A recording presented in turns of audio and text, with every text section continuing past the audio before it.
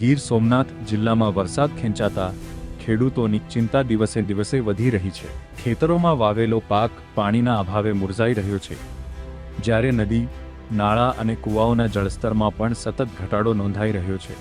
આવી સ્થિતિમાં સૂત્રાપાડા તાલુકાના પ્રશ્નાવડા ગામમાં ગ્રામજનો અને ભૂદેવો દ્વારા પ્રાચીન વૈદિક પરંપરા અનુસાર સારા વરસાદની કામના સાથે વિશેષ વરુણ યજ્ઞ અને પર્જન્ય યજ્ઞનું આયોજન કરવામાં આવ્યું હતું। યજ્ઞ દરમિયાન બ્રાહ્મણોએ જળમાં બેસીને વૈદિક મંત્રોચ્ચાર સાથે વરુદેવ અને પર્જન્ય દેવને આહુતિ અર્પણ કરી હતી। આયોજકોના જણાવ્યા મુજબ આ પરંપરા વેદ, ઉપનિષદ અને પુરાણોમાં વર્ણવાયેલી છે અને ઋષિ મુનિઓના સમયથી ચાલી આવી છે। સમગ્ર વિશ્વના કલ્યાણ અને સમયસર સારો વરસાદ વરસે તેવી ભાવના સાથે યજ્ઞ સંપન્ન કરવામાં આવ્યો હતો। ગામના આગેવાનના જણાવ્યા મુજબ પ્રથમ વરસાદ બાદ લાંબા સમયથી વરસાદ ન પડતા ખેતરોમાં ઉભેલો પાક સુકાવા લાગ્યો છે। અગાઉ પણ આવા યજ્ઞો યોજાયા હતા અને તેમની આસ્થા છે કે વરુણદેવ પ્રસન્ન થતા સારો વરસાદ વરસે છે, ખેડૂતોને સમયસર પાણી મળે અને પાકને નવજીવન મળે તે માટે સમગ્ર ગામે એકસાથે પ્રાર્થના કરી હતી। ખેડૂતોએ જણાવ્યું કે મગફળી સહિતના પાકને હાલ તાત્કાલિક વરસાદની જરૂર છે। બિયારણ, ખાતર અને દવાઓ પાછળ મોટો ખર્ચ થઈ ગયો છે, પરંતુ વરસાદ નહીં પડે તો પાક નિષ્ફળ જવાની ભીતિ છે। નદી, નાળા અને કૂવાઓમાં પાણીનું પ્રમાણ ઘટતા પશુધન માટે પણ મુશ્કેલી ઊભી થવાની આશંકા વ્યક્ત કરવામાં આવી છે। ખેડૂતો દ્વારા સરકાર સમક્ષ પણ જરૂરી સહાયની માંગ કરવામાં આવી છે। આજે અમારા ભૂદેવો દ્વારા અને ગ્રામજનો દ્વારા જે વરુણ દેવતાને રીઝવવા માટે યજ્ઞનું આયોજન કરવામાં આવેલ છે। એ યજ્ઞથી જે આ મુરઝાતી મોલાતને અત્યારે વરસાદની ખાસ જરૂરિયાત છે, તો અમારે એક વરસાદ થયો એ પછી વરસાદને નથી થયો, એના માટે થઈ અને વરુણદેવનો યજ્ઞ કરવામાં આવેલ છે। ગયા વર્ષે પણ યજ્ઞ કર્યો હતો, એની પહેલાં યજ્ઞ કરવામાં આવ્યો અને આ અનાદિકાળથી ઋષિમુનિઓ દ્વારા આપેલો સિદ્ધાંત છે કે વરુણદેવને રીઝવવાથી, એનો નૈવેદ્ય કરવાથી વરસાદને આવવું પડે એમ છે। એટલે વરસાદ આવે તો અત્યારે ખેડૂતની હાલત બેહાલત થઈ ગઈ છે, કારણ કે વ્યાજમનો સમય હોય તો પાણીની જરૂરિયાત ઘણી બધી છે।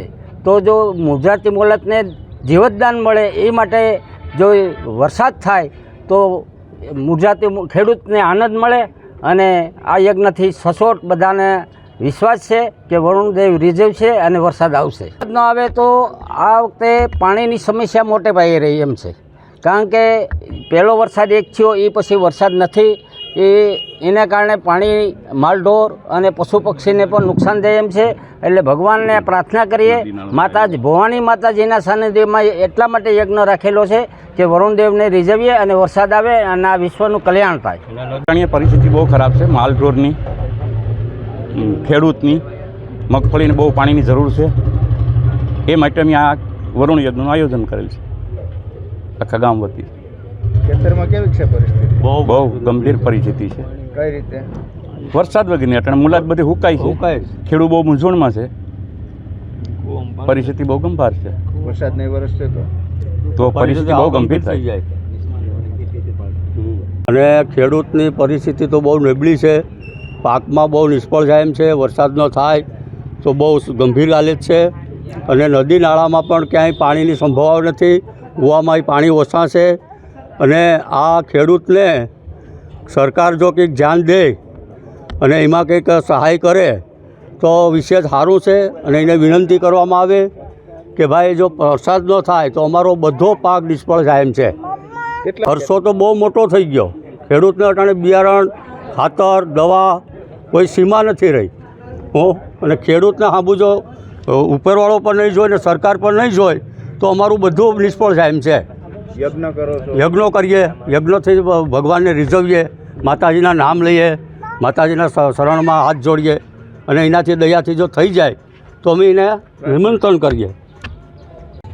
અમારા સમસ્ત પ્રશ્નાવડા ગામ દ્વારા વરુણ યજ્ઞ, પર્જન્ય યજ્ઞનું આયોજન કરવામાં આવેલ છે, કારણ કે અત્યારના સમયમાં જેટલું મનુષ્યને જલની જરૂર પડે છે એવું આપણી ભૂમિને પણ જલની જરૂર પડે છે। એ માટે અમારા ગ્રામજનો દ્વારા આ વરુણ યજ્ઞનું, પર્જન્ય યજ્ઞનું આયોજન મંત્રોચ્ચાર દ્વારા, બ્રાહ્મણો દ્વારા ટોપમાં બેસી, પાણીના જલમાં બેસી અને વરુણ ભગવાન, પર્જન્ય ભગવાનની આહુતિ આપવામાં આવશે અને આખા વિશ્વનું કલ્યાણ થાય, આપણા વિસ્તારનું, ગુજરાત રાજ્યમાં કલ્યાણ થાય એ માટે આ યજ્ઞનું આયોજન કરવામાં આવેલ છે। આ વરુણ ભગવાન આ પહેલાં ગૌતમ આદિ સપ્ત આપણા ઋષિઓ થઈ ગયા. ઋષિઓ દ્વારા જલમાં બેસી અને આ આહુતિ આપવામાં આવતી. વરુણ ભગવાન પર્જન્ય ભગવાનના વેદોમાં, ઉપનિષદોમાં અને શાસ્ત્રોમાં, પુરાણોમાં આની વિસ્તૃત માહિતી આપેલી છે.